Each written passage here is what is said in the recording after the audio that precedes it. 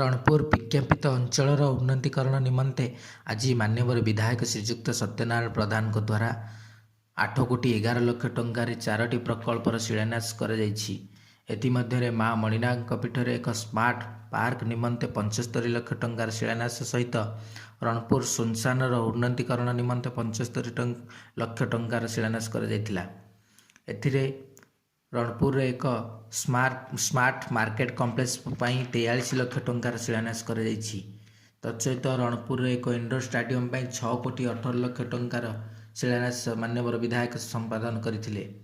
ମାନ୍ୟବର ବିଧାୟକଙ୍କ ସହିତ ରଣପୁର ବିଜ୍ଞାପିତ ଅଞ୍ଚଳର ଅଧିକାରୀ ଶ୍ରୀଯୁକ୍ତ ତାପସ କୁମାର ବିଶି, ବରିଷ୍ଠ ନେତା ବରିଷ୍ଠ ସମାଜସେବୀ ଇଞ୍ଜିନିୟର ଦେବାଶିଷ ପଟ୍ଟନାୟକ, ରଣପୁର ନଗର ସଭାପତି ସ୍ୱରାଜ ମହାନ୍ତି, ବରିଷ୍ଠ ସମାଜସେବୀ ସୁରେଶ ମିଶ୍ର, ବରିଷ୍ଠ ଯୁବ ସମାଜସେବୀ ଲିଙ୍ଗରାଜ ନାୟକ, ରଣପୁର ବିଜ୍ଞାପିତ ଅଞ୍ଚଳର ପୂର୍ବତନ ଚେୟାରମ୍ୟାନ ଶ୍ରୀମତୀ ସବିତା ଦାସ ପ୍ରମୁଖ ଏହି ଶିଳାନ୍ୟାସ ଉତ୍ସବରେ ଆଜି ଯୋଗଦାନ ଦେଇ ସଫଳ ମଣ୍ଡିତ କରାଇଛନ୍ତି।